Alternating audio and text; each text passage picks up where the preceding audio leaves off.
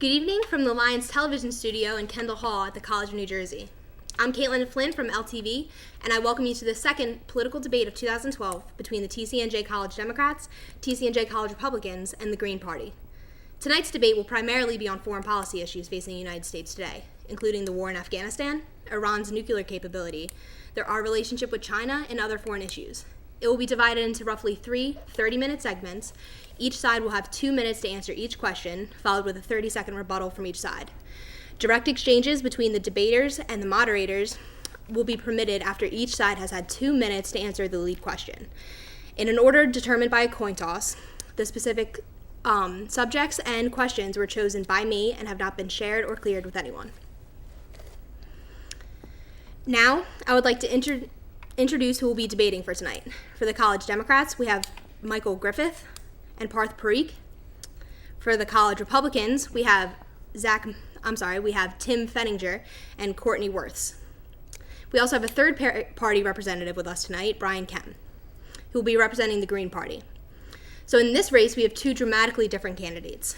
For the Democrats, we have Barack Obama, who as a candidate was unifying and inspirational, but is no longer a candidate.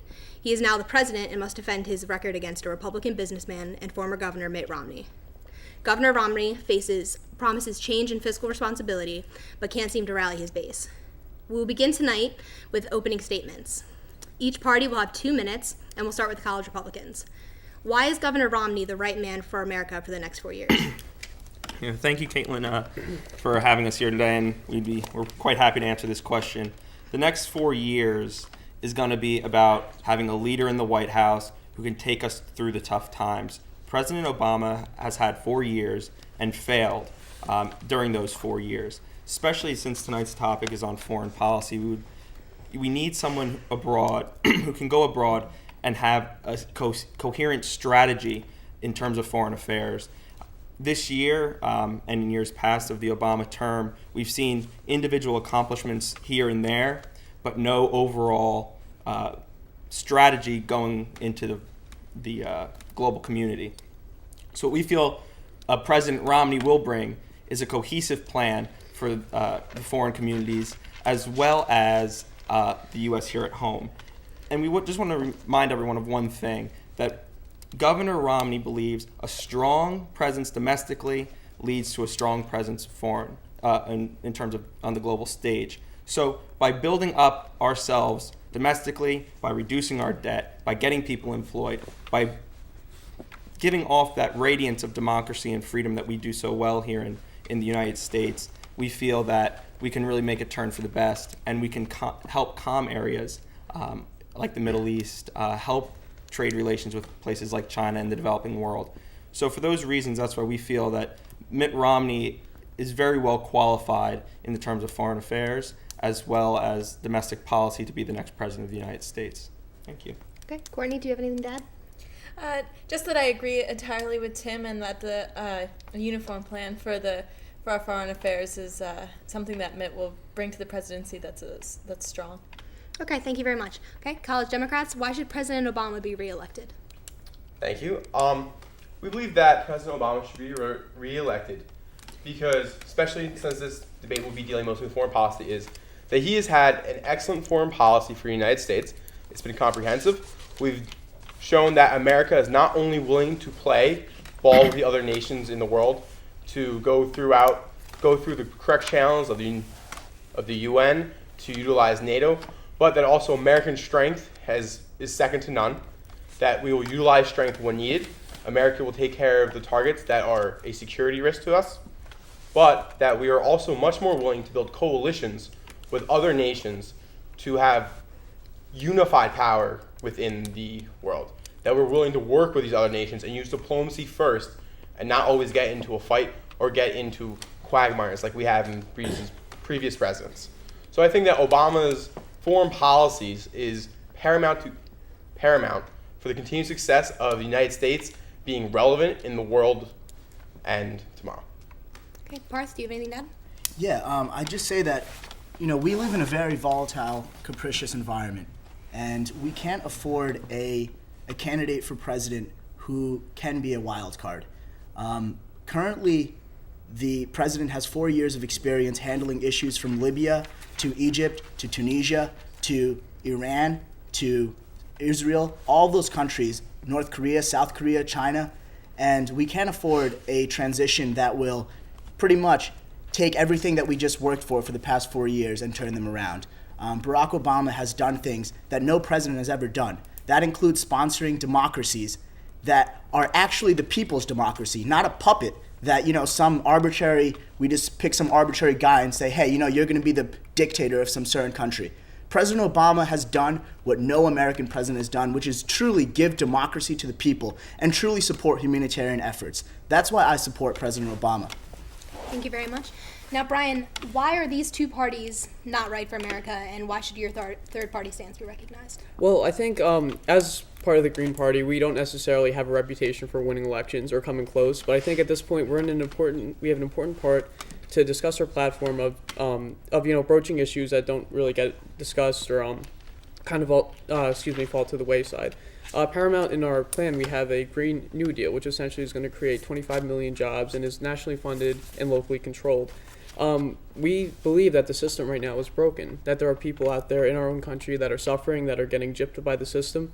We have corporations that are basically dictating policy. We don't believe that this is the right way this country should be run. So basically our platform is wide-scale reform of the entire American system. As far as foreign policy goes, we believe both candidates are pretty weak on this. The Republicans, most of Romney's advisors are indeed advisors that George W. Bush had. George W. Bush got us into 2 wars, which is, we're trillions of dollars in debt because of that as well. I think Obama's been a little too hawkish, and in a way sort of has to compensate for Republicans calling him weak on foreign policy issues. So I think the Green Party, we're very focused on bringing about change to this country because we deserve it. Okay, thank you very much. Before we move on to foreign policy issues, I would like to start by talking about things going on in this current election. For instance, the first actual presidential debate was last night, and I want to get each side's opinion on how the debate went. College Republicans? Yeah, I think Mick couldn't have had a better night. He clearly showed that there's a contrast between himself and the president. As the president looked dazed and confused, Romney had an articulate plan laid out for the future. He made sure to call the president out on a few things that he was saying that were just not true. And he made sure that he was able to have issues put in front of the American people that they cared about. So I think, without question, Mitt Romney was the winner of last night's debate. And looking at the flash polls done by CBS and CNN, overwhelming majority of people, Republican, Democrat, Independent, agree that Mitt Romney was the victor last night. Okay. College Democrats, how do you think it went last night? There's no question at all that Mitt Romney was a fantastic politician last night. And, having 20 debates, practice debates in the past year, you wouldn't expect much less from him. Unfortunately, Governor Romney isn't dealing with issues all around the world and hasn't had a lot of things on his mind as Barack Obama's last debate was 4 years ago.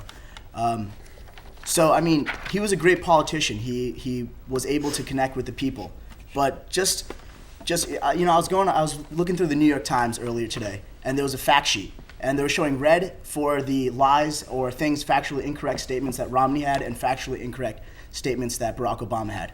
Overwhelmingly factually incorrect sides on Romney's side. Just to point out a few, Governor Romney must have said 4 or 5 times that he's going to create 12 million jobs. The projected growth increase, just if we let the economy go the way it is 15 million jobs. So he's saying that he's going to decrease the amount of jobs by pretty much saying he'll create 12 million jobs.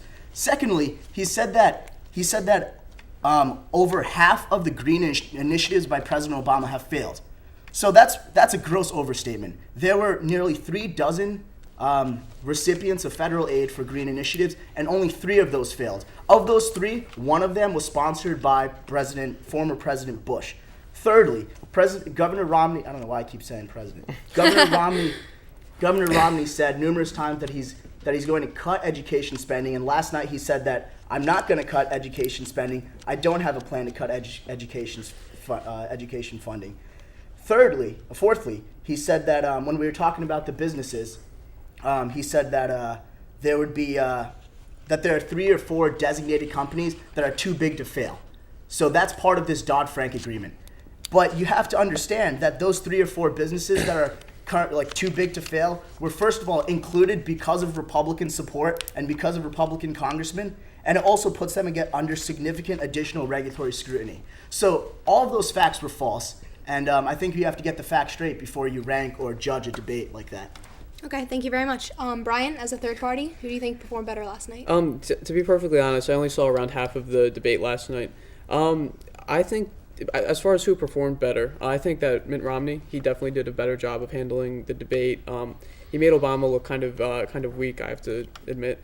Romney took a much more centrist stance, I think, in this debate, which is kind of welcoming to see him kind of like ditch the far-right invective that he'd been preaching kind of that entire primary season, and he kind of took a pivot toward the center. Obama seemed very conciliatory throughout the entire debate. One thing that kind of put a bad taste in my mouth from what I heard after I got back was Romney's PBS pot shot in the beginning of the thing, telling that to the moderator is Jim Lehrer, the former anchor of the NewsHour. For PBS, something that takes up 1,000th of 1% of the federal budget, I think it's kind of why are you going after that when there's much more serious issues at play here? So I kind of felt like both candidates in the debate did have they were very centrist. They're trying to appeal to that middle that kind of swings the elections. I think it's a very good political move on both sides. I don't necessarily agree with them, but I think Romney definitely did have a upper hand in that debate. Okay, great, thank you. Does either side need a rebuttal? 30 seconds, do you mind? No, You sure. can have your first 30 seconds. Okay. Just going down the list of some of the things Parth has just outlined for us. If we really want to talk green initiatives in education, Governor Romney pointed out quite well yesterday that now President Obama has been preaching for the last few months that he wants to add 1,000 new math and science teachers to the system, which you haven't heard a protest from Governor Romney on. You haven't heard a strict policy saying we don't want that to happen. However, if we want to tie that back into the quote-unquote success of the green initiatives that Parth wanted to reference here, those green initiatives cost $90 billion. With that $90 billion, the success rate was not only 3 failed, there was more than 3 failed if you go outside of the New York Times, who was looking at companies that went expressly into bankruptcy and are not currently in that process. There are more companies going through bankruptcy right now or have defaulted on loans and have been acquired by other private firms. So with that said, $90 billion could have produced 2 million jobs for teachers. And just on the big bank note, are we really going to suggest that Governor Romney doesn't want regulation? That's absurd. He said last night, looked right into the camera, told the American people regulation is needed in this economy, and he's going to make sure we have smart regulation, not regulation like Dodd-Frank that's still undefined, still doesn't have policy rules that can be implemented. And he noted, farther than Obama has gone, that those 5 big banks that control over 90% or so of the wealth in this country should be broken up. That's a bigger stance than the president's taken. Okay, college Republicans, you have 30 seconds.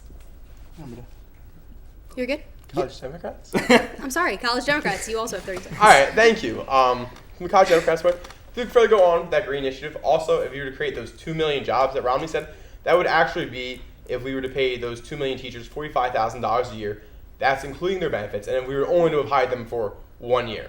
But regardless of that, there's a lot of other misconceptions with that $90 billion that I think should be expressed to the American people so they kind of understand what's talking about. $21 billion that actually went to green initiatives. $18 billion that went to transit system, increasing the transit system throughout the country, building high-speed rails, and furthermore. $10 billion went to upgrading the national energy grid so we can continue to stay with our energy demands of the country. Let's see here. We were also $3 billion went to job training to help people get new jobs and to train them in the new field. $2 billion of that was in tax credits. So $2 billion of that $90 billion was a tax credit to manufacturers, which is most Republicans seem to agree. And also a really important thing is Mitt Romney said last night that he likes clean coal. I'd point out that President Obama likes clean coal too. That's why in this $90 billion, we gave $3 billion to continue to fund clean coal initiatives and to continue to finance clean coal. So I think that $90 billion is a lot more broken up and a lot more important than what Mitt Romney would like us to have us believe. It was also over 2 years, not just 1 year. Okay, Brian, do you have anything to add? Yeah, I guess just with the teachers, I guess I would imagine that Mitt Romney, as he's going about talking about these math and science jobs, he's talking about teachers that would be teaching math and science at either charter schools or private schools where teachers aren't unionized. There they don't have the benefits, they cost a little less than what they did if they were in the public sector. I'd also like to point out that I'd kind of like to distance our party's green jobs and green initiatives from Obama's, because we think that Obama giving his these projects to his campaign donors, that's crony capitalism. That's like a complete bastardization of the democratic process. In that sense, we agree with Mitt Romney's side, but basically our party's stance would be we would create independent jobs based off of that. And also, I guess, as far as clean coal goes, clean coal isn't so clean. And I guess I understand that the coal industry is a very important part of America and contributes a lot. And there's a lot of jobs wrapped up in that, but we'd like to loosen our dependence on coal a lot more. So, Okay, thank you very much. Thank you, and now let's move on to foreign policy. As you may know, 3 weeks ago there were protests on our embassies in over 20 countries. On the Libyan consul in Benghazi, these protests escalated to violence and caused the death of 4 Americans, including our ambassador to Libya, Chris Stevens. College Democrats, please state how President Obama has handled this situation. You have 2 minutes. You mind if I take this one? First of all, I just want to give my condolences to the families of the lives that were given to our ambassador who was killed in these attacks. Heinous attacks. We have to keep in mind that just a few years ago, Libya was in a worse place. Just a few years ago, Gaddafi was recklessly massacring hundreds, thousands of his people. Just a few years ago, Libya was in an economic disaster. Just a few years ago, there was a complete dictatorship where no one could even conceive the notion of voting. The attack on our embassy was sad. The attack on our embassy was something that was beyond the control of the president, and things like that happen. We live in a world where the Western ideology is always being attacked, and that's something that no administration, especially in just a few years, can change. It's whether or not President McCain was elected 4 years ago, something like this, or other things could have happened in the past. So I would say that President Obama did everything that was necessary to avoid situations like this, but sometimes, exogenous situations just occur. And I'm sorry, before you continue, would you be able to address that, though this was a tragedy and it was not foreseen that this would end in the life of 4 Americans, but there were 13 events before this attack in the upcoming months, including June 6th, where there was an explosion on the security perimeter of our consulate in Benghazi that left a hole supposedly big enough for 40 men to fit through. Now, wouldn't this be something that President Obama could have addressed and could have prevented?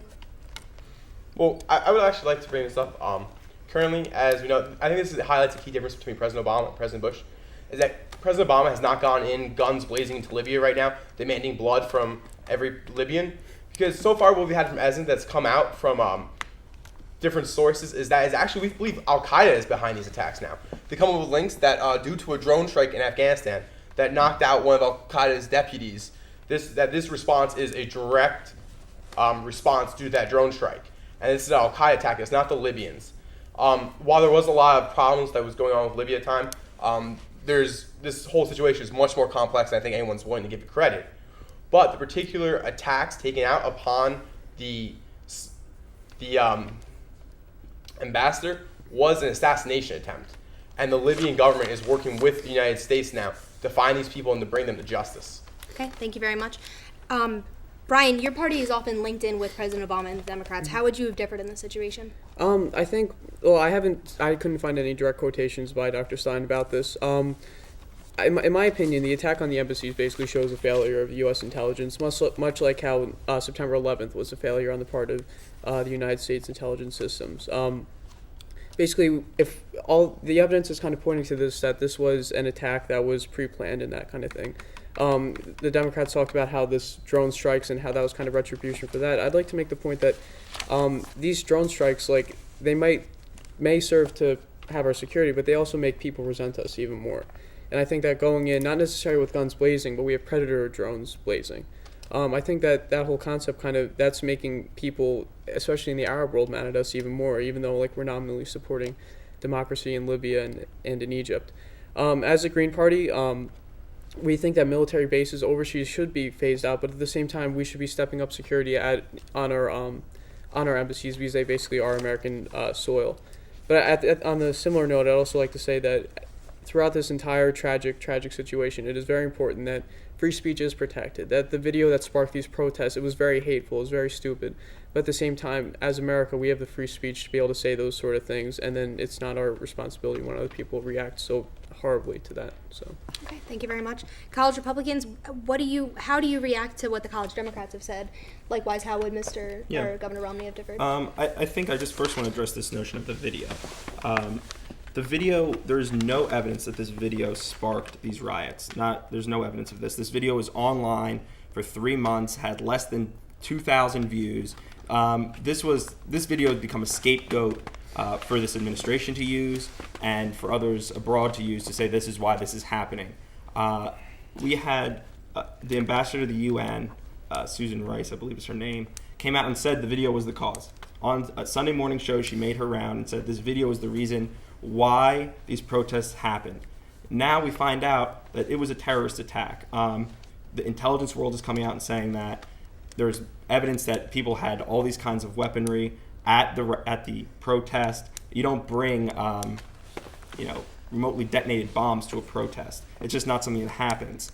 And the intelligence community is saying now that what's coming out is that the White House had this information 24 hours prior to the attack happening, that there was going to be this large-scale protest, if we want to call it that. But let's not confuse the issue. It was a terrorist attack that there was no action on. Now, what Parth made a point earlier that we can't afford a Romney presidency. What we can't afford is another 4 years of a president and his administration apologizing for the actions of U.S. citizens that should not be correlating to deadly violence abroad. His administration released a memo right after the assassination that pretty much said, we're sorry the American people were not considerate of your religion. That's way out of bounds. Governor Romney believes in a strong presence, but does not believe in some kind of guns blazing approach that they're trying to tie him to. He's for calculated movements, enhancing intelligence in that kind of way. If I could just address two of the things real quick. Yeah, sure. Go ahead. All right. So first of all, addressing the Green Party, the drone strikes. If it's the case that drone strikes are going to cause resent, then why not stop them, right? Well, if we stop them, then we wouldn't have killed over a dozen top Al-Qaeda officials, over 24 top terrorists in that region. You can't just stop drone attacks because people are going to get mad. Yes, they're going to get mad, but that's our job. Our job is to defeat Al-Qaeda, and President Obama is doing that well. Secondly, the video. I want to address this malarkey that the video didn't cause anything. Two facts. After that video was released and started getting publicized, one of the top officials from Iran sent out a $1 million bounty for the person that kills the person who made that video. Pakistan, defense minister and another minister in their department said that they would also give $100,000 each to whoever killed the person who made that video. This is state-sponsored anger. This is two government entities saying that they want this guy killed. And if that's not the case, then obviously the video angered some people. So in the end, the speculation about, Obama having 24 hours notice, obviously Obama's not going to do anything that's going to hurt the lives of American people, wherever they are. So, Obama's doing the right thing in terms of killing and taking down Al-Qaeda. Also, I would like you to address that the protests are isolated. They're not isolated, but they are separate from the attacks. The attacks were a planned event by the Taliban, but the protests in I think it was about 24 countries, including Australia, those were sparked by the video. It was sparked because an imam in the Middle East saw the video and then continued to preach about it, and then that sermon spread to the point where people were protesting because of this video. The protests were because of the video. What now even the president's ambassador to the United Nations has come out and said And Hillary Clinton has come out and said, Leon Panetta has come out and said, multiple top officials in the Obama administration have come out and said the original attacks that occurred in Libya had no connection to the video. Well, yeah, the attacks on Libya, but not so I mean, I think we protests. have to separate the assassination of an ambassador to protests throughout the Middle East. Yeah. I don't think you can have a root cause for a protest besides the fact that, okay, people were angry now. But if you look at when the protests started happening across the Middle East outside of Libya, they started happening after the assassination attempt, or the successful assassination attempt of a U.S. ambassador. So once the U.S. government and other governments around the world started saying, okay, this is the reason why the Obama administration almost publicized this video more than it ever had been. At the time of the attacks, like I said, CNN, New York Times, and the Wall Street Journal all reported that there were roughly 3,000 views on that video. So regardless on how many people emailed it out, as Parth was suggesting, it doesn't matter if only 3,000 people saw it. Okay, thank you very much. Brian, what do you have to say about this? I would just like to point out for the drone strikes, you talked about 24 top Al-Qaeda officials being killed as part of these drone strikes, but there's also like 60 innocent children and anywhere between 282 and 535 civilians. There's a human cost to these drone strikes that we don't necessarily factor in. And I think even though it may make us feel so secure, the FBI, I think, labeled Al-Qaeda a low-level threat right now because we've essentially eradicated it, not necessarily because of the drone strikes, but because we managed to turn the entire Arab world's perception of Al-Qaeda to basically irrelevance. I think that's why Al-Qaeda's lost a lot of power, but like hundreds and hundreds of innocent civilians are dying because of these drone strikes, and I think because this isn't addressed, it's a bit of it's really sad, and I think it's kind of unacceptable. And also, the president, when he did initiate these drone strikes, he limited the number of civilian attacks by establishing any Arab man between a certain age group as a possible terrorist. Now, these could have been innocent or non-innocent. Either way, if they were killed, they were labeled as terrorists. And so these civilian lives are being lost. Nope. Was that the question? Or? No, would you like to address that? Yeah, definitely. I would say that in any war, there's collateral damage, and especially when you're in a environment when you don't really get to see. A drone attack is pretty much a robot that is managed by an operator in the United States, and you can't really tell who each person is. And sometimes you have to take down someone who's really important, and unfortunately, that's the way war is. Okay, thank you both. We would now like to move on to Iraq. On March 20th, 2003, as many of us know, the United States Army invaded Iraq as a part of the global fight against terror. President Obama campaigned in 2008 with his foreign policy largely centered around the withdrawing of troops from Iraq. On December 11th, 2001, active combat troops began coming back home and were welcomed with parades and our country's gratitude. Behind the ticker tape and patriotism, however, Iraq and the surrounding Middle Eastern areas remain in turmoil. Obama has stated that the American troops coming home has been one of the greater successes of his administration. However, Mitt Romney and his administration has called the withdrawal of troops from Iraq as an astonishing failure to secure an orderly transition and has unnecessarily put at risk the victories that were won through blood and sacrifice of thousands of American men and women. Starting with college Democrats, please explain what President Obama has done in Iraq and why this was the right path. Well, President Obama has basically fulfilled a campaign promise. He campaigned and he was elected with the mandate to bring home our troops from Iraq.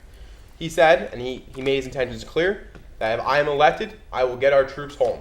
I will refocus the fight on Afghanistan, the original one, and we will make Iraq responsible for Iraq. And he's done that. This is one of his successes. He's not exactly hid what his plan was when he was a candidate, and when he was elected, he followed through. And I mean, if people have a complaint with that or the problem with that, this could have been brought up at the time. But clearly, the American people thought that this was the right path to take. And you know what? We're no longer involved with Iraq in the sense that we were. And I think that's excellent for America. I think that focusing on Afghanistan, where our original war, is the correct idea. And that when we moved over to Iraq, that was a shifting of American priorities that did not need to occur. So I'm very happy that our troops are home and out of Iraq, and that we're concentrating now on Afghanistan. Okay, thank you very much. College Republicans, why was this the wrong path to choose? I don't think it was necessarily the wrong path. It was just the timing of events. I think before I turn over here to my counterpart, it's important to note that the achievement of withdrawing troops from Iraq is not Obama's alone, or really, I won't give him that much credit besides for executing a plan that was installed by President Bush. The Iraq withdrawal agreement was signed on November 17th. So that was prior to Obama taking office. And to think if it was signed in November, how much time had this been in negotiations and had this plan been set forth? So I think it's important to note that a Republican president withdrew troops, set down the plan to withdraw troops from Iraq. Now, we agree that the focus should now be on Afghanistan. Mitt Romney has come out and agreed with the timetable for Afghanistan. He's come out and said, however, that if the generals on the ground believe that they need more time or they need additional resources, that he would consider it because as the commander-in-chief, he has an obligation to listen to the generals on the ground. Okay, thank you very much. Now, Brian, I'm so sorry. You can continue. Oh, that's all right. I just wanted to add that, as Tim said, of course, it's always great whenever we can, bring troops home. But like he had said, it's just it's the timing that was a little off. And I think President Obama realized that when he got into office, that maybe it wasn't as easy as he originally thought on the campaign trail. And I think there's evidence of that with the drone attacks that he took. But I agree completely with Tim that it was just a matter of timing, and that's really the only issue. Okay. Now, Brian, how would you have differed from these two candidates? I'm generally in favor of being out of Iraq and what Obama and in turn President Bush has done there. But at the same time, I don't think anybody besides Dick Cheney and like the military industrial complex are really happy that we went into Iraq in the first place. So I mean, if Jill Stein was in office, we never would have gone in at all. I think would be fair to say. At that, I'd like to kind of turn a Ronald Reaganish note and say, like, are Iraqis better off than they were back when Saddam was still in power? I think that's a little arguable. There's still violence going on every day. You open up the newspaper and there's still violence, there's still bombings going on. We still have Iraq kind of torn between the Shia and Sunni Muslim sectarian conflict. And, to be honest, I don't know. I mean, I think what's ultimately has happened, we're out of Iraq for the most part. We still have a ton of private military contractors in Iraq that are trying to keep the peace there. At the same time, we have a lot of violence. So I think, we're out of there, which is our troops are back home, which, our heroes are back home, which is, I guess, can be enough said. At the same time, I'm not too sure if staying in there any longer would have smoothed things out. I think it would just, if we could rewrite history, which we can't obviously, but I think that would generally have been the best part, was just never gone to Iraq in the first place. So. Okay, thank you very much. College Republicans, will give you the rebuttal first. I also have another question in 30 seconds. If violence does escalate in Iraq has been stated to be one of our allies, would Governor Romney put troops back in? I don't think that's I'm not going to give you a yes or no to that, just because I don't think we would ever know the conditions on the ground in some theoretical conflict in Iraq. What we do know is that the United States military has trained an Iraqi military force that has been capable of handling internal conflict within the last few months. We've seen it tested. They were able to secure elections. They now have their own security forces because of what the United States was able to help them with. So I think it would be rash to say a or President Romney would be full throttle in going into Iraq again. I think that would be something he's not interested in doing.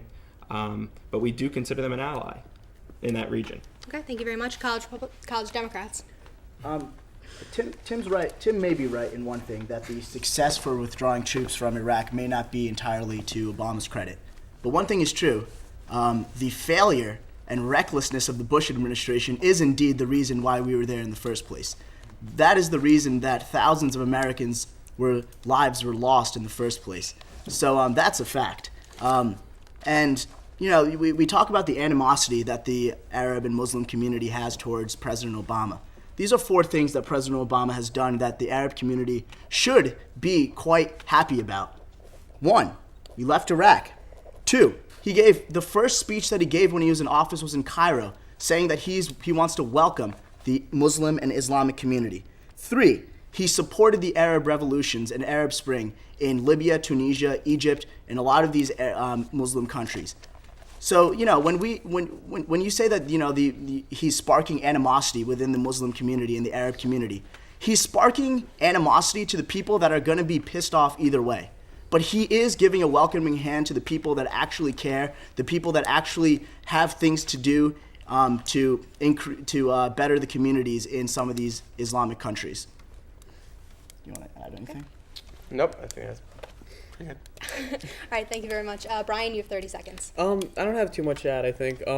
Except that I don't think Obama was as much in support of these Arab Spring things as it's thought, I guess. A lot of these countries, like, they don't necessarily see Obama as being separate than Bush. They just see the West as the West, as this kind of ideological thing that's the polar opposite of the Arab world.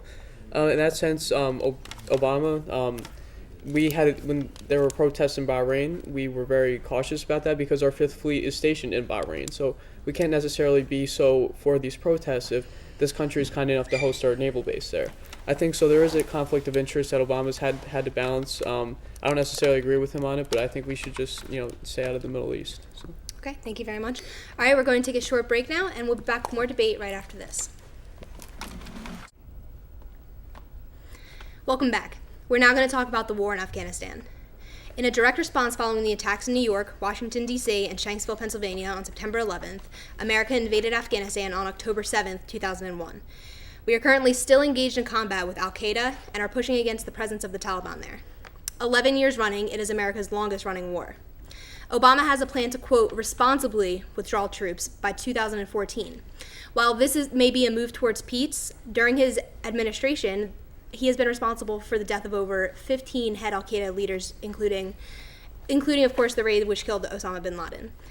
Mitt Romney criticizes the president for showing signs of strength while simultaneously setting deadlines for withdrawal, which undermines any progress being done there. Brian, in 2 minutes, what are your thoughts on this war? How has it been handled, and how should it be handled in the future? Well, I think that Afghanistan, it's kind of, I guess the easiest comparison would be Vietnam. In that sense, you have a very hostile environment climatically and with people groups. You have somewhere that's like very unfamiliar, and you have somewhere that's kind of been tainted by foreign influence over the past couple of years. So in that sense, Afghanistan really is, a big unknown in that sense. I think how the war in Afghanistan has gone so far. Afghanistan is a very impoverished nation. It's a very tribal nation in that sense. It's very, religiously organized. I don't know. I haven't been following the war in Afghanistan as much as I probably should be. I think in that sense, Afghanistan, I think as soon as we get out, the better. It's been going on for far too long.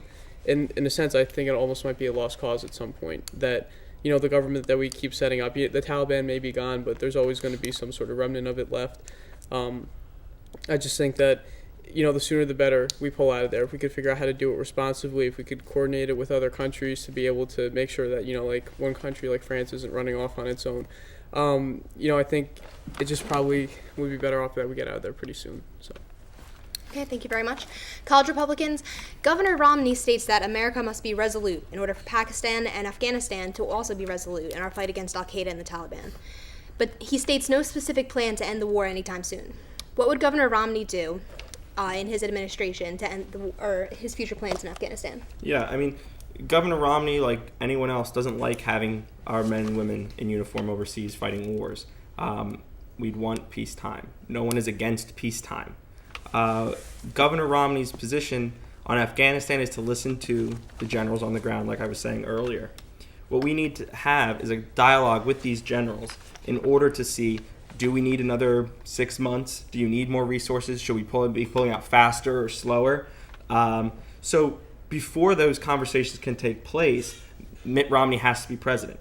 Now, I'm not saying, let's give Mitt Romney the presidency just to see that hopefully his plans in Afghanistan turn in our favor.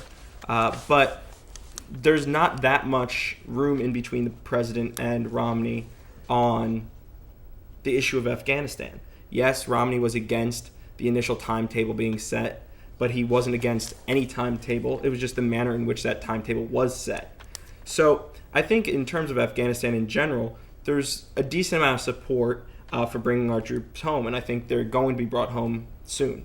It's just the manner, like we were saying with Iraq, the timetable that it happens and how it happens is what matters, and that's what matters to the governor, and I know the governor would be able to execute on those plans. Okay, thank you. College Democrats. Does withdrawing from Afghanistan on a set deadline leave a void which the same forces that attacked us will fill in order to regain their power? So I just want to correct that. There is really no set deadline. It's just a reasonable deadline. So by Barack Obama saying 2014, if North and South Waziristan are still in chaos, obviously we're not going to withdraw our troops from that region. Now the war in Afghanistan and Pakistan is extremely complicated. Probably the most complicated war we've ever been in our nation's history. Every time we make a little bit of progress, it backfires on us. Every time we get one city, it backfires on us. So we have to find out what the central problem is. And there's really two different dynamics of how George Bush handled Afghanistan and how President Obama has handled Afghanistan. President Bush continuously gave blank checks to Pakistan. Blank checks saying, this is a couple $1 million, $100 million, $200 million, find bin Laden, target Al-Qaeda. And he did this for a good 8-9 years. What happened? 10 years later, we find bin Laden in Pakistan in Abbottabad. That's not how you handle this. President Obama started attack. He didn't care that Pakistan was our ally. He droned cities in Pakistan knowing that there were Al-Qaeda officials there. That's how we got bin Laden killed. And that's why Pakistan is really angry with us right now. And to be honest, President Obama shouldn't care about that. To hell with them if they're not happy with us. The fact is, they're sponsoring terrorism. The Pakistani ISI, there's evidence that they have sponsored terrorism in North and South Waziristan since 2000, before 9/11. That is not, an administration that just keeps a blind eye to that is not a bold and great, audacious administration. President Obama has dealt with Afghanistan, I think, the best any president could, unless Superman was president somehow. Okay, we'll move on to rebuttals. Brian, would you like to start? Yeah, sure. I guess the point with Pakistan is that Pakistan is it's a country that's very angsty about itself. It's been having all these power struggles since basically its inception. And in Pakistan, they're not. Since we support their military, we support them so much financially, politically. It's not necessarily in their best interest for them to be supporting, either for their ISI to be supporting Al-Qaeda. That, of course, that means that they already are. I mean, obviously, it is a little suspicious that bin Laden did wind up in Abbottabad. On a similar token, though, I think Pakistan isn't necessarily going to be belligerent against us. I think they're in a point where they're in a very confused state in their country. They want to be able to capitalize upon this as much as possible. On the similar note, I don't think that it's necessarily in our best interest for us to keep droning them in Pakistan, because that's making the Pakistan populace kind of resent us as well, which just makes this entire catch-22 sort of situation that we're funding them, but at the same time they hate us because we keep going in there. And this whole cycle just keeps reoccurring. I think as far as the provinces in Afghanistan that are continually in the state of turmoil, it might just be best to just let it go at this point, because as long as we're involved here, there's always going to be killings. And I think at this point it's just best to step aside, stop propping up Pakistan, and just let it work itself out. Okay, thank you very much. College Republicans, you have 30 seconds.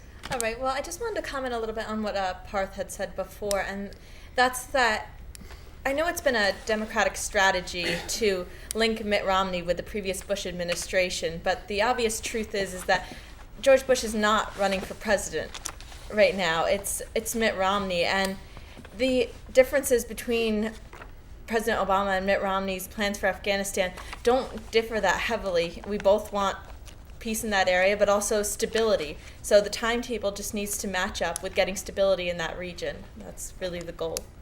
Okay. College Democrats? Yeah, I actually wish that maybe it was George Bush who is running for office, because he actually has a plan for Afghanistan. Your candidate doesn't have a plan. His plan is that, we're just going to continue. We're just going to keep continuing this war until the war is done.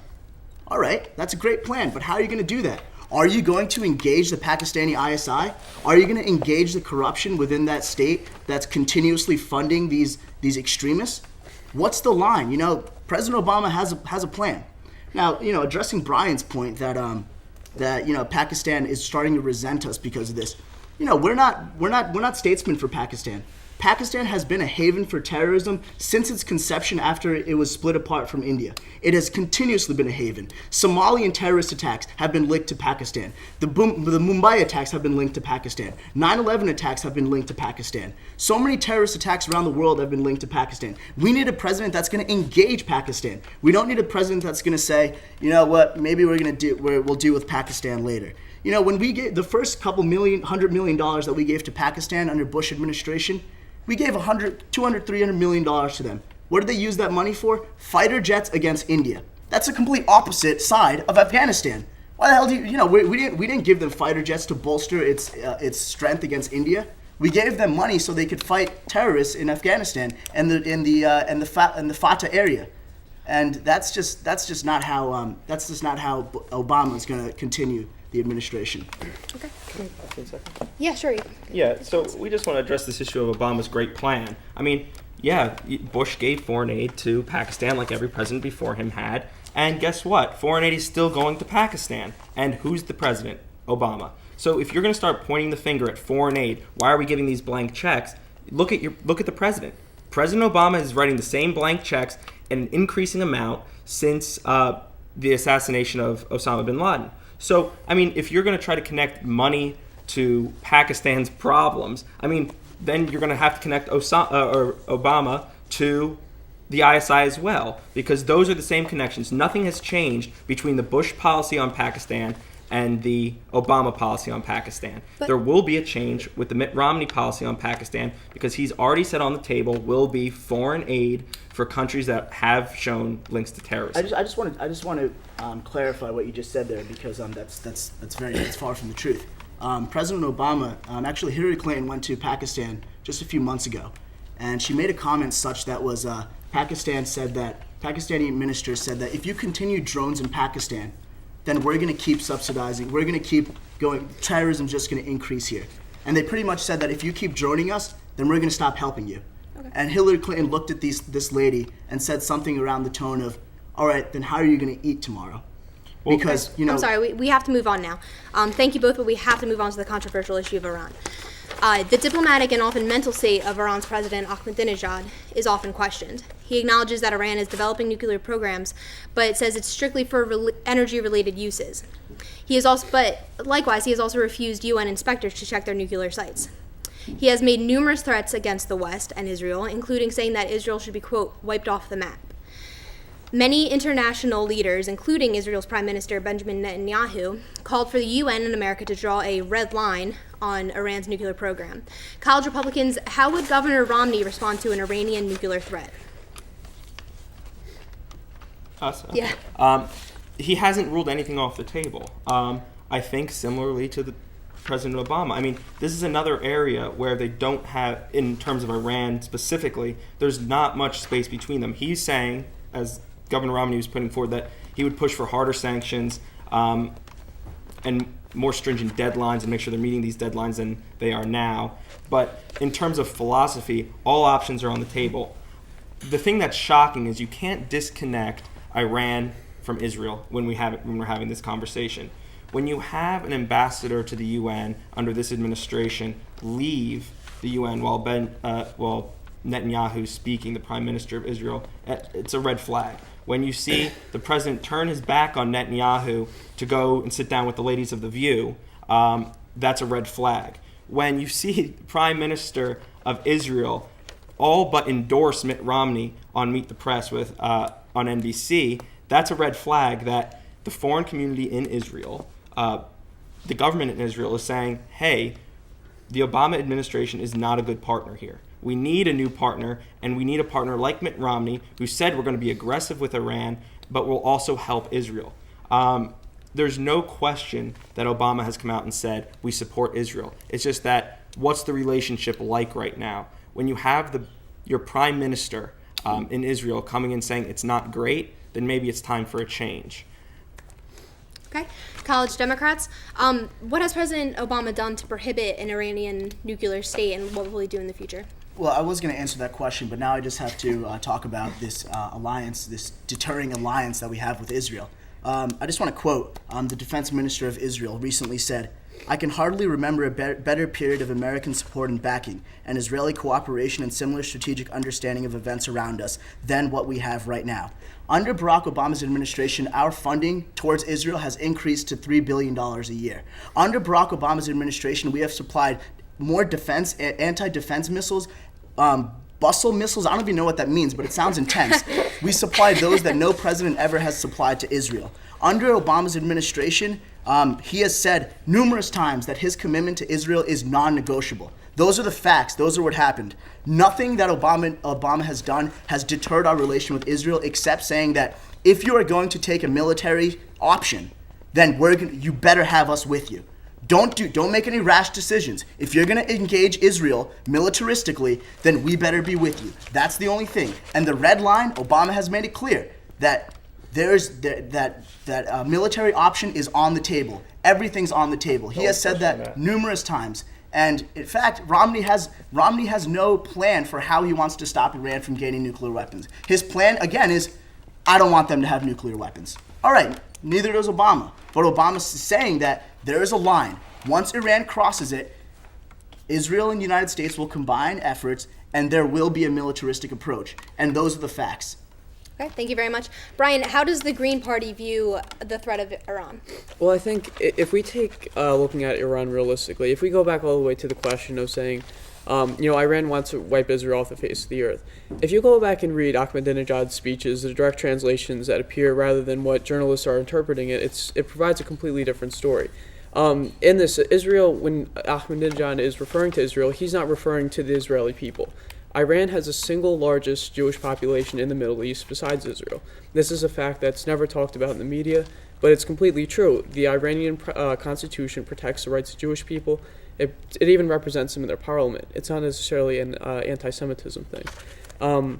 What they're usually referring to is Zionists in this thing that the Israelis are not letting the Palestinians have their own state. And with this, it kind of ticks off the entire rest of the Middle East.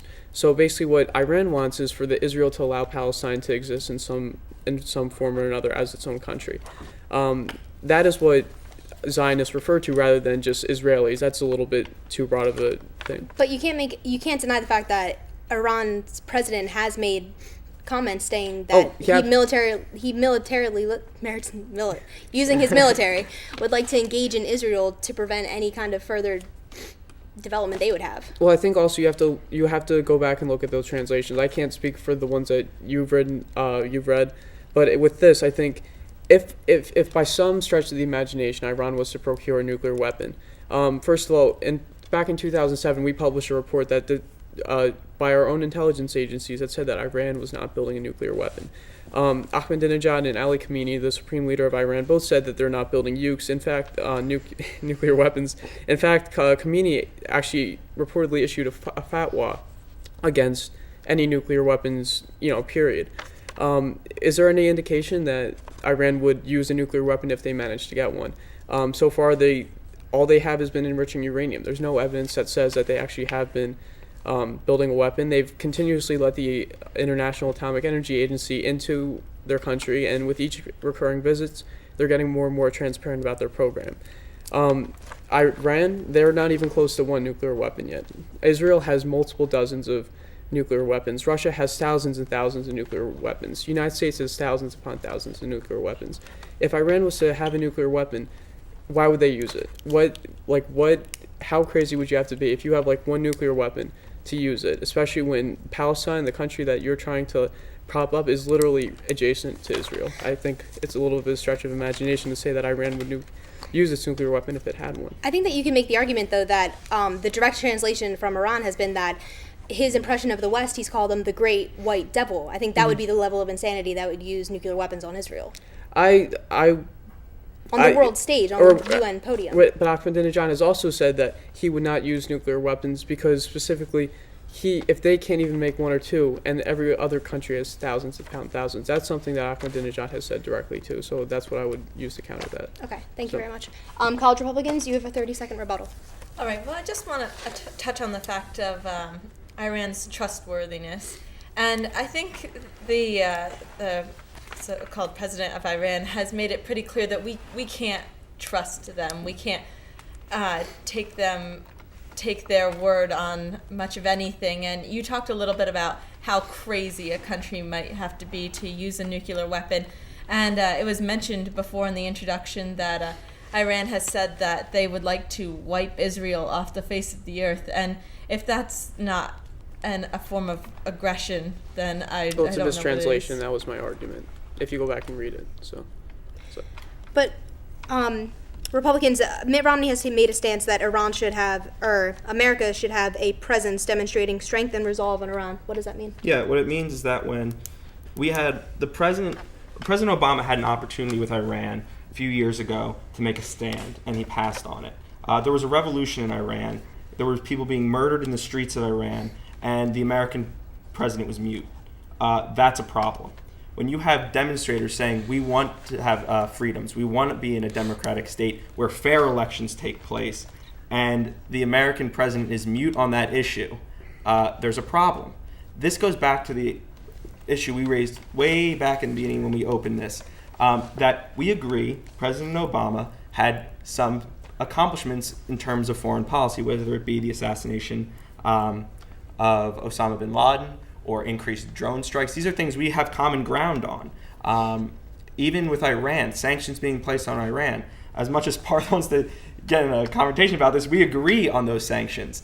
The thing is, though, that there is no global strategy. The strategy is just not there. It's been piecemeal.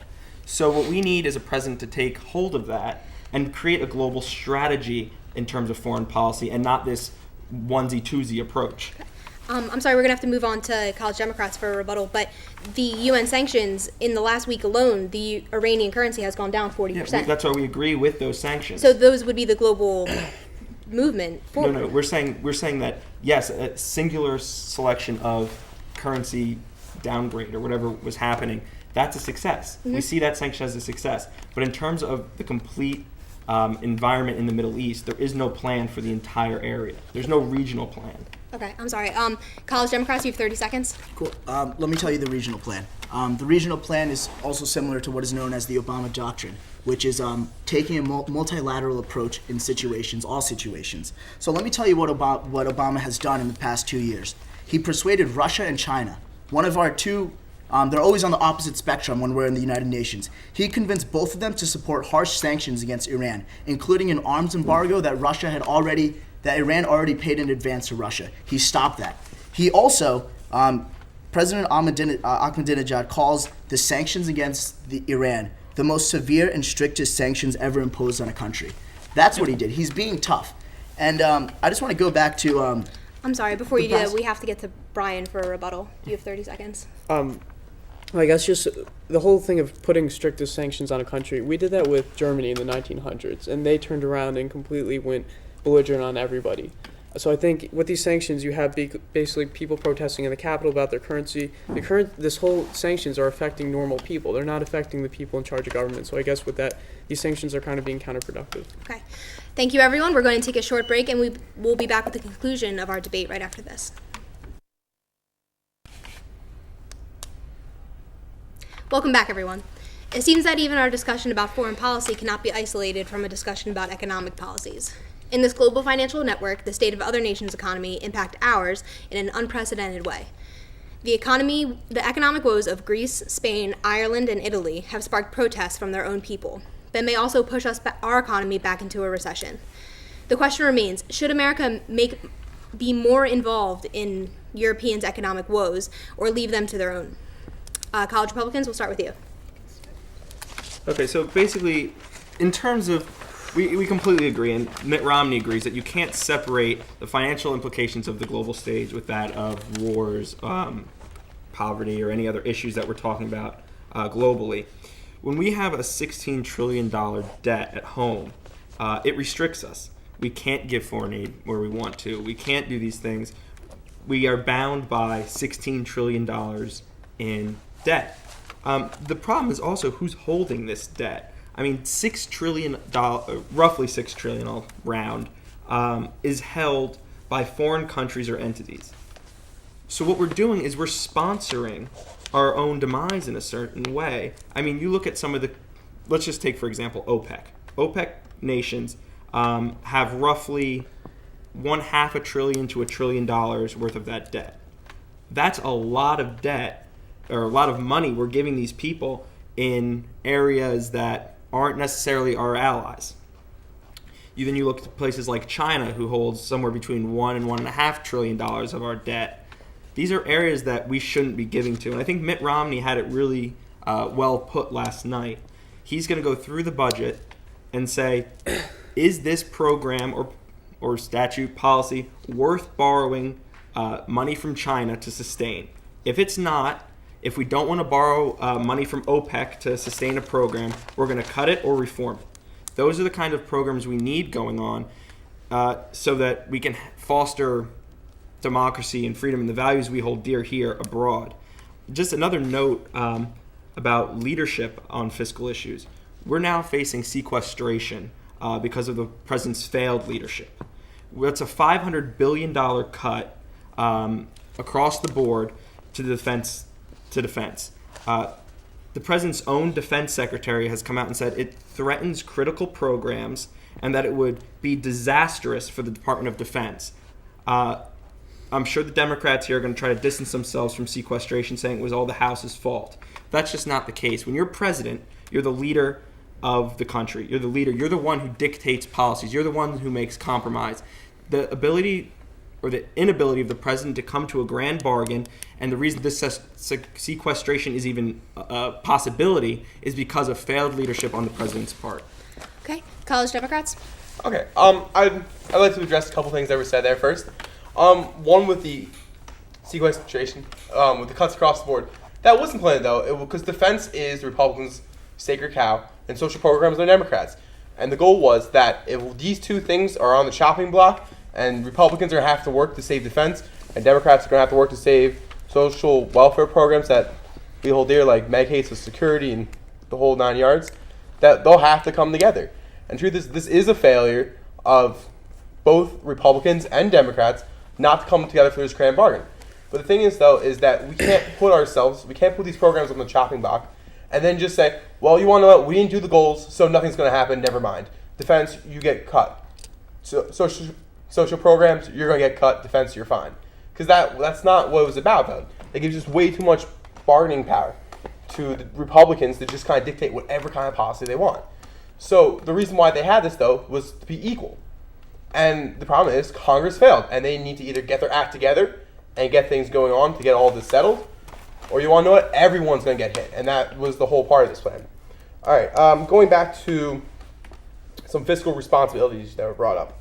One thing was, I know you guys hate to hear the Bush word, but the truth is that those wars were not financed. Those wars were paid essentially, as Obama said, on the credit card. And that is not fiscally responsible.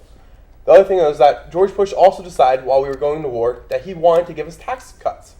And I don't think any president has ever given a tax cut while the country was at war. So when you're talking about things that add to this deficit, yes, Obama has added to the deficit as well. I think he's somewhere around, his term is going to give like $982 billion of his own. The other stuff actually comes from previous administrations. But the thing is, though, is that those Bush tax cuts were supposed to be gone in 10 years.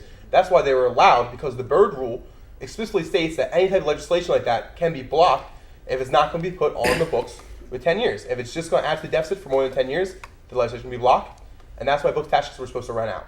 And the problem is we haven't. We've had all these deficit programs, all these deficit spending that's going on, that's just not on the books. So you're right, Mitt Romney can go through the budget and say, well, is this worth borrowing or is this worth borrowing? The thing is, some of the large contributors to this borrowing aren't on that budget. They're not on those books. So he can't say to cut them because they're not there. Okay, thank you very much. Brian? I would just like to go back to the original question of what should we do about Europe. And in a sense, there is not much that we can do about Europe except to stop the austerity that's happening that's crippling these countries. Countries like Ireland and Spain, they had been running budget surpluses for years before the entire financial crisis even happened. So the problem isn't so much that these European countries are so profligate and that they're spending all this money recklessly.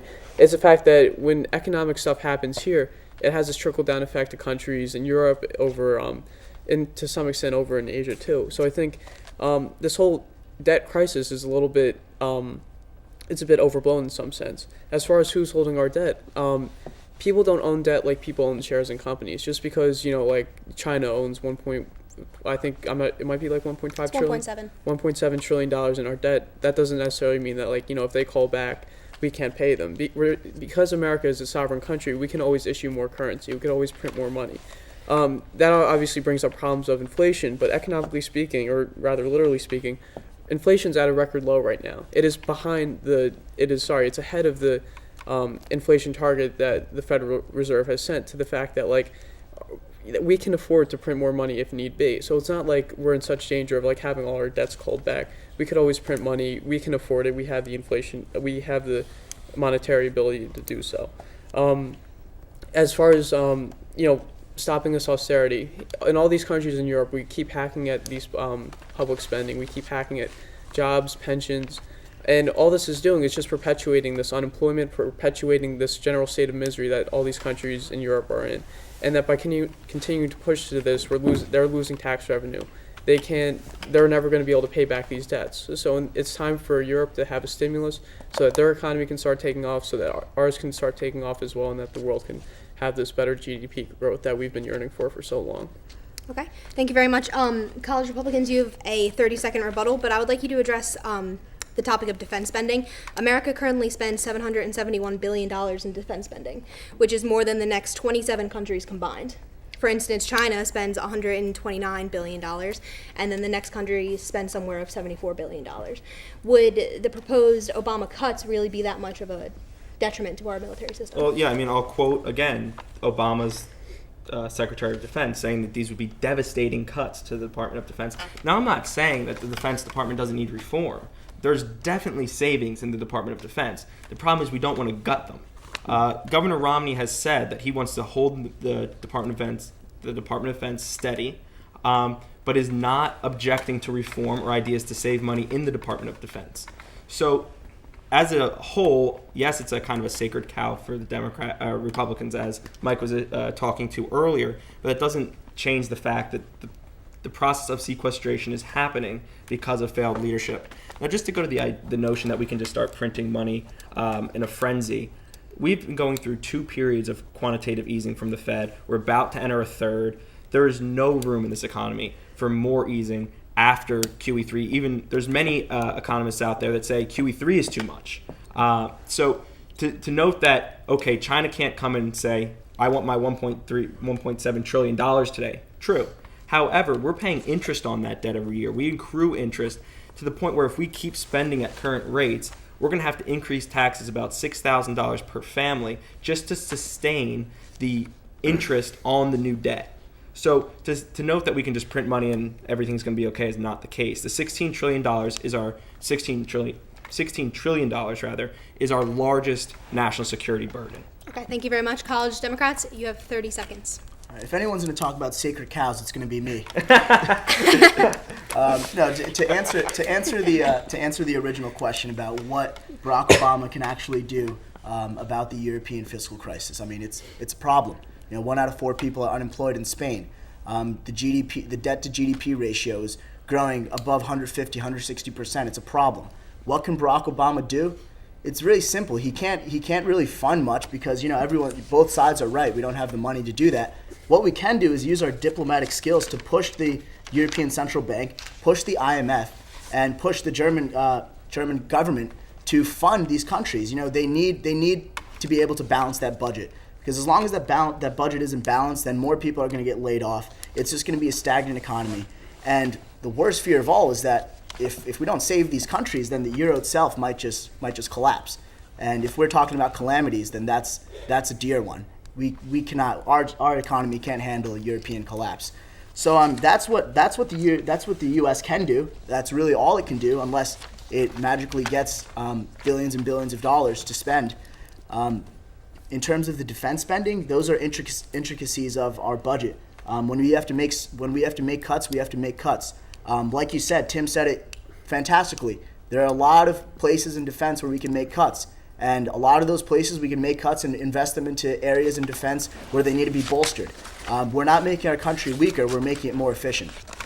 Okay, thank you. Brian? I'd just like to say I don't necessarily agree with quantitative easing the third time around is going to necessarily help our economy even more. What I'm more aiming for is fiscal stimulus, that is infrastructure spending, hiring more teachers, doctors, etc., to be able to service our nation's needs and bust up consumption a little more. But you made the point that we're in $16 trillion in debt and we can't keep printing money. Economically, we can't just keep printing money on towards infinity. But we somehow managed to come up with $23.7 trillion, which is a full $7.7 trillion more than what our debt is to bail out Wall Street banks. So I think that if we could come up with $23.7 trillion to bail out some banks and, help out some, the financial services sector, we could definitely come up with $1 trillion here or there to actually help the economy. So. Okay. Well, that should be billion, not trillion for the financial package. So, I mean, there's a big Yeah. difference. It is trillion. It's a fraction of what we're actually spending. Okay. We're going to move on now. One of the main qualms in Europe is the debate over austerity, which is, in order to cut the deficit, governments lower spending, usually by reducing the amount of programs for social services. Would each side please state their opinion on the government's role in providing social programs for the most vulnerable in our society? College Democrats, you have 2 minutes. Second? Okay. All right. I guess as a Democrat, I feel that it is important as a society and especially as a country, in Europe as well as in the United States, is for those safety nets. To having that level that no human being in your society is allowed to fall below. Means that at a certain thing, people will always have food on their table. People will always have a home or at least a place they can sleep every night. That there will always be, that if they're sick, they can get health insurance and they can get health care. I feel that's something that Europe does very well. I lived in Germany for 6 months, and I can actually say that I very much enjoyed my time in Germany. Their social programs are wonderful. Those kids pay almost nothing to go to college. They're highly educated. They have a very good public school system. They have a lot of very nice things. And Europe overall has a lot of nice things on those lines that their members of society greatly benefit. And I think that some of those things could be adopted here in our country that would help America, especially the education policies, and especially I think some of the European healthcare examples are something that America should even strive for more. Currently, when it comes to austerity, some of these austerity measures have been pretty severe, and it's very hard for someone who sees a lot of these things as a basic right to take it away. I mean, I think it would be hard for anyone to ever say to a family that we're going to take that bread off your table and we're not going to let your kids eat tonight. So austerity measures are very hard for anyone. But to be honest, though, if we want to look at England and Britain, where they've implemented quite a few austerity measures, they haven't been that successful. The English economy has been fairly stagnant since they've started to selling off of a lot of the English public firms and the English things. So I think that when you look at austerity measures, you have to be conscious of not only what the effect is on the people, but is it effective? Will this actually help overall? I think England's been fairly stagnant and shown that this actually really isn't that helpful to take these benefits away from people. Okay, Brian, you have 2 minutes. I generally agree. I mean, this will get into a whole different topic about what is the role of government in people's lives, which is, I would imagine, is a very recurring theme throughout the 2012 presidential election. In my personal beliefs and opinions, I do think that the government does have a responsibility to make sure that the citizens that are worst off are getting, that they do have food on the table, that they're not homeless out in the streets dying of, diseases in that sort of sense. There are definitely places in which welfare spending is totally out of control and unreasonable. I think that this is the exception rather than the rule. Generally, he was right that the austerity in Britain is not doing the country any favors. Britain does have its own. It doesn't have the euro. It has the ability to issue pounds and such. Likewise, France is. They had a socialist president come in and say that we're going to hire all this, and even now they're kind of trying to. They are falling victim to this idea that austerity is the way to go. What I would think is that the European Central Bank, that they should be printing more euros so that they can afford this kind of stimulus to get their economies off the ground rather than trying to whittle, and because austerity is not helping anyone. I don't think that you could find a single economist that's saying what's going on in Greece or Spain right now is going to be good for is going to be helping their growth. In that sense, I think that the Europeans, they definitely have this mindset that Americans don't have, that you can sustain a welfare state. And for most part, the ones that are succeeding right now have found a way to do it quite effectively. There are great examples, such as Germany, that they can have liberal governments but still be able to keep their finances under control. If we could find a way to make that happen and implement that in these other welfare states, I think that we could finally break the bonds of austerity and have growth once more. Okay, thank you. College Republicans, you have 2 minutes. I think Mitt Romney did a really great job last night of discussing this, and he talked about how the Declaration of Independence and the Constitution kind of guarantees the citizens of this country to life, liberty, and the pursuit of happiness. But what really needs to be talked about with these social programs is two issues, and this is kind of where Mitt Romney's business sense can come in. One is whether these programs are worth increasing our deficit. And two, whether they're running efficiently, whether we can run them a little differently so that they can save the taxpayers more money. And then if we can do those things, then I think we'll be able to have positives on both ends. Yeah, and I think there's a clear difference between austerity and reform. Romney is running on a reform agenda. Let's reform Medicare. Let's reform Medicaid. Let's reform Social Security so these benefits stay for everyone. Services stay. It's not an austerity world where we're saying, let's get rid of Medicare completely and no one has rights to Medicare. No one over the age of 65 is going to have health care. That's not the world Romney wants to live in. He wants to live in the world of reform. Okay. College Democrats, we'll move on to rebuttals. But the question was, should America play a role pressuring European economic policies? You have 30 seconds. And I'll answer just that. So one thing is clear: spending needs to decrease. Either way, spending needs to decrease. Some programs need to be made more efficient, and admittedly, some programs need to be eliminated. That's a fact. This requires advice. This requires advice from different governments. This requires advice in terms of how you could collect tax efficiently. You know, the economies that are having the worst problems right now have some of the highest tax evasions. They need advice on how to do that. They need advice on how to allocate funds properly. The Obama administration has continuously sent summit after summit, envoy after envoy, trying to explain to them how they can efficiently manage their economies. And that's the best thing that we can do. Give them advice. The Obama administration believes in this, that spending needs to be cut, that some programs need to be made more efficient. But he also believes that sometimes austerity can cripple an economy. Look at the IMF. Most of the countries that the IMF funds, they have these stringent conditionality agreements. They call it the Washington Consensus. So they give these funds, and it turns out that because of these austerity conditions, the country is just stagnant for years and years and years, and it just ends up going in default again. So one thing is clear: austerity should be used in a slight degree, but if you use it too much, then it could just destroy an economy. Okay, thank you. Brian, you have 30 seconds. Yeah, I just guess the concept there are programs worth having. In Europe, they have. In America, we're a very self-reliant bunch, I would like to imagine. So we're not too happy when like other people are like living off of our tax dollar, which is a reasonable fear. But in Europe, it's a completely different mindset. I almost think that the question's a bit unfair because in Europe, they're very focused on like making sure that other people, the lowest among them always have like an opportunities for growth. Whereas in America, it's your self-determination, your enterprising ability to be able to do this. So I think that just the difference in mindsets is going to forever make Americans more skeptical of the effectiveness of a welfare state. Okay, thank you very much. College Republicans? Yeah, I think we've touched upon most of these points that we want to hit on here. That the only thing is, who is Barack Obama to be giving economic advice to Europe when we have 23 million people unemployed in our own country? We have anemic GDP growth at 1.3% after the correction on the last quarter. This is not an environment in which you have a pedestal to preach from. So I think we have to get our own fiscal house in order before we can start preaching to Europe and saying, you know what, you guys really have to clean up your house, because it seems ridiculous that we're preaching when we're falling on the brink ourselves. Okay. All right.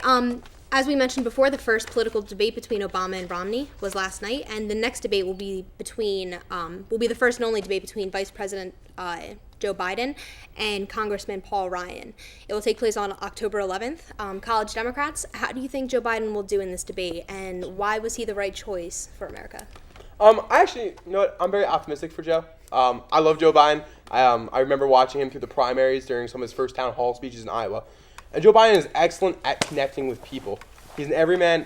He does make his fair share of mistakes. Everyone's willing to admit that. But it's Joe. You love Joe. And the thing about it is, you want to know what? Paul Ryan is an excellent number cruncher. Like, he can speak numbers faster than probably Tech Nine can rap. But the thing is, though, that's not always what wins you debate. Just because you can say a lot of numbers really quickly, or you can throw out these outs, it might sound good sometimes, but sometimes having that ability to be personal and being able to connect to people, and being able to talk and go off of years of experience, I can see that Joe Biden can definitely hold his own. And I think he might be a little bit more anecdotal with his type of evidence when he gives about his policies and what he talks about. But Joe Biden's been around the block a couple times. This isn't his first debate. And if I could also add, Joe Biden has served on one of the most important Senate committees, chair of the Senate committee for years, the Senate Foreign Relations Committee.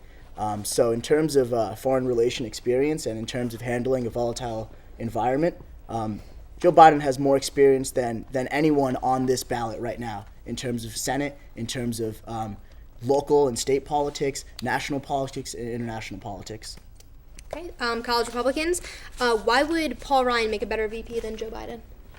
Well, I think what you have to look at is a vice president's ability to really reach out to the American people and show them that they're one of them, and that's kind of a something that Mitt Romney has been criticized for. So I think Paul Ryan is a nice balance for that. I recently saw an article in the New York Times where Paul Ryan was hunting, and he has been a hunter for a long time. So I think his ability to communicate to the blue collar Americans and your South, your Midwest, is going to really be a strength. Something that he's going to have to use this debate for is getting his name out there. He's not a household name like Barack Obama or Mitt Romney, so he's going to need this debate to show Americans who he really is. One of the things he is known for is his controversial budget proposal. How do you think he'll be able to defend that in the debate? Yeah, I think he'll be able to defend it just fine. I mean, because at this stage of the game, he's defending the Romney plan. And I think he has his own plan. He had it when he was the chair of the Budget Committee in the House. However, that's not the plan that's being run in this election. There are similarities in some sense, but I don't think there's anyone more qualified to talk about the budget than Paul Ryan, someone who has reached bipartisan compromise in the House on reformations of very large social programs, someone who has a plan. I think that's what Americans really want to see, is someone with a plan, whether, it's got to be tough medicine sometimes, but Paul Ryan's someone who's going to allow them to see a path forward. Okay, great. Brian, if you had to choose between these two candidates, who do you think you would choose? Well, that's a really interesting question. I mean, obviously the Green Party candidate you probably wouldn't even hear of. To be honest, I didn't even really hear about her. So that just kind of goes to show that. But stepping outside, the personality cults that politicians tend to accrue, just because as a politician you are likable. And stepping besides that, I think if I had to choose any, I think I would choose Paul Ryan, in the sense that Joe Biden is a status quo, that he's been around, like you said, he's been around the block a couple times. He's always been around. He's always been, Joe's always been there. I think Paul Ryan, on the other hand, he's a very powerful politician. In some sense, I think he's more powerful than Mitt Romney. I think by having Paul Ryan as vice president, even though I completely disagree with him on almost everything he says, I think that by having him as vice president, you'll be able to have a dynamic in which your vice president is almost in a sense kind of like driving the car, kind of like how Dick Cheney was for the George W. Bush presidency. By having Paul Ryan as president, we'll be always having these issues like cutting Medicare or reforming Medicare. We'll always have these issues at the forefront. And so the conversation will always be going back to what's the role of government in society. Paul Ryan obviously believes that government shouldn't have much of any role in society.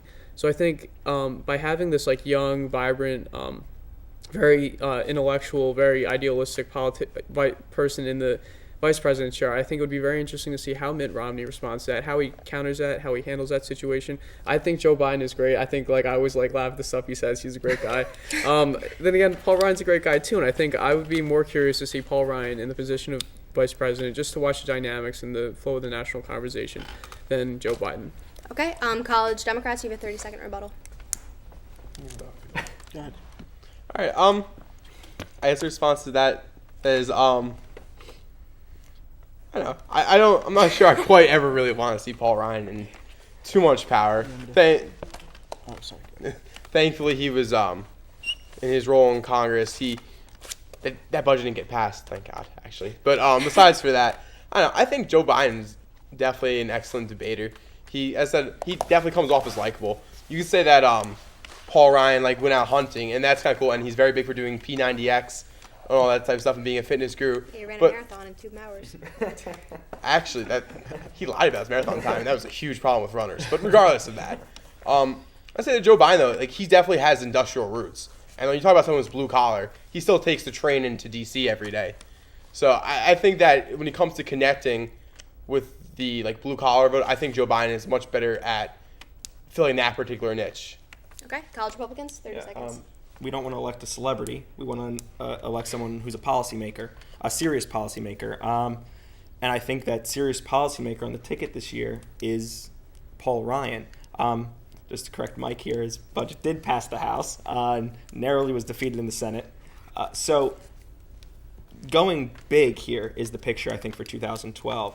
Paul Ryan has gone big. He's proposed plans that now aren't the bedrock of the Romney plan, but he's someone who knows the system. He's going to understand how to pass a budget. He's going to understand how to construct a budget and work with OMB and the CBO, unlike someone like Obama who hadn't had that experience, and you see his budget fail 97-0 in the Senate.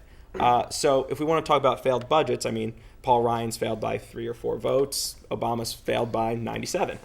So this is a policymaker. We want to elect a policymaker, not a celebrity. Okay, Brian, you have 30 seconds. I Any don't last have thoughts? anything to add. No. Yeah, okay. Well, then now it's time for our closing statements. For this evening's debate, I would like you all to include in your answer the question, what does our country need to do to ensure the safety of the American people, to remain a global superpower, and to set an example for peace and prosperity across the world? Brian, we'll start with you. You have 2 minutes. Okay. I think obviously we have the status quo in this country, which has always been the homeostasis between the Democrats and the Republicans. As far as the American country's safety, I think we have to worry about a lot what's happening in here. Basically, we've had a huge suppression of First Amendment rights, evidence in the kind of the suppression of the Tea Party, of Occupy Wall Street, of the militarization of our local police forces. I think that this is very dangerous, and I think between the $2 billion national data center they're building out in Utah, I think it's more of a situation in which Americans, as citizens, we are being put under closer surveillance, as I think we're more at danger at the enemy within rather than the enemy without.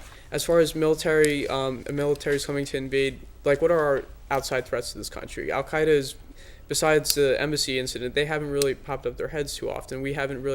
China's not going to really want to attack the United States. We kind of do have hegemony over the world right now. So I think the biggest threat that remains right now is the government suppressing its people. If the economy gets any worse, the citizens are going to be restless. They are going to be angry, and I think how the government handles that, how as citizens, how we handle the basically wide-scale unrest in our country, I think that's going to be very interesting. I think the status quo is definitely going to have to change. I think either by the emergence of third parties or the complete reform of the House and that kind of thing, of just government as a whole. I think we kind of have to start afresh to be able to take a step back, figure out where we are as a country, who we want to be. I think we have to be a conscious superpower, and as American country, we still are the most powerful country in the world. I think we'd be in our best interest to maintain that, to make sure that we're not going in and sticking our noses in stuff that we shouldn't be, to make sure that free trade is going on throughout the world, that everything is safe, but at the same time making sure that we're taking care of our domestic issues and making sure that we're not being too belligerent to other countries, even when we sense that there's some sort of threat. Okay, thank you very much. College Republicans, you have 2 minutes. Great. We'd like to thank you for having us and for having everyone here. But the Democrats were able to articulately state this Obama doctrine. And I just want to articulate our point here is that you're now seeing, you don't have to go too far, turn on CNN at night, read the local paper, the unraveling of this doctrine. Recently we've had our ambassador to Libya was assassinated by a mob. We've had mass murder in Syria without a reaction. We've had an unfriendly leader elected to the presidency in Egypt, where our own President Obama, has come out and said he doesn't think we can call Egypt an ally anymore. This is the Obama doctrine, and a doctrine where the Prime Minister of Israel can all but endorse the contender for the U.S. president, while Iran still moves full force to a nuclear weapon by any account of any credible intelligence source. So it's time to make a change. It's time to make a change to a leader who has a level head, who is a data-driven leader, someone who can really turn us around at home too. Because as we said throughout this debate, our national debt is our biggest burden on national security. It's our biggest national security issue, and Mitt Romney is the person to make that change. He can reform these programs. He can be a leader on the world stage. And that's where we come from as Republicans, and that's why we'll be voting for him come November. Yeah, I would agree. And Tim touched a lot on defense, but I think our domestic policies, if they're not creating stability at home, then that hinders our ability to be perceived as a superpower. And I think that Mitt Romney can bring the reforms to the United States that are necessary for us to be presented as an example for the restless nations of the world to be led by. Okay, thank you very much. College Democrats, you have 2 minutes. You want to start? One of my favorite quotes was given by a liberal, famous Democrat, Robert Kennedy. He once said, "Some men see things as they are and ask why. We dream things that never were and ask why not." When you look at this administration, we have asked a lot of why nots. When people said that you couldn't insure millions of more people in the United States, President Obama responded by saying, "Why not?" And he did. When people said, "How are you going to solve poverty issues in the world?" he said, "Why not?" And we've increased humanitarian efforts for natural disasters, for poverty funding, for poverty fighting. All of those things he answered, "Why not?" This president has done things that a lot of presidents could not have been able to do. When it comes to giving the order to defeat Osama bin Laden for the final time. When it comes to forcing Iran into a corner, basically begging us to stop sanctions on them. When it comes to the first time in so long that we have reached an agreement with Russia, ever since the SALT agreement, which was years and years ago, just recently, the Strategic Arms Reduction Treaty, the most comprehensive arms treaty in 20 years, was passed. The Russian President Dmitry Medvedev and President Obama came together and they signed that. These are things that no president, unless they had this audacious personality as Barack Obama, could have accomplished. That is why I believe in Barack Obama. That is why I give my trust to him for the next 4 years. And to continue on that, the difference between Barack Obama and almost any other president before him is we've stopped the Cold War policies. The Cold War ended. And you know, America has now finally evolved. We've realized that being a global superpower doesn't mean going in by ourselves. It means that we get the joy of having the world community come with us. Barack Obama has built coalitions with Libya, with Iran. We are a coalition now in the United States. The United States now plays ball within the United Nations. We are learning how to live in a world and how to deal with a world in which violence is not always the first answer, but diplomacy and working with our neighbors, working with the economies that we're so intertwined with currently. That by working together, we accomplish so much more than we can by ourselves. America may be the strongest country on earth, but we can accomplish so much more if we take the strength of all these other countries and add it to our own when we go for missions. And that's what Barack Obama has started to do. That's what he will continue to do if he's elected. To change paths now would be a grave mistake to American international policy. We need to continue upon this road of coalition building and providing prosperity and global security for our future. Thank you very much. That will end our debate for tonight. We hope you've enjoyed the discussion. I would like to thank all of our debaters for participating this evening. For all the debaters, the crew here at LTV, I'm Caitlin Flynn. Thank you, and we'll see you next time.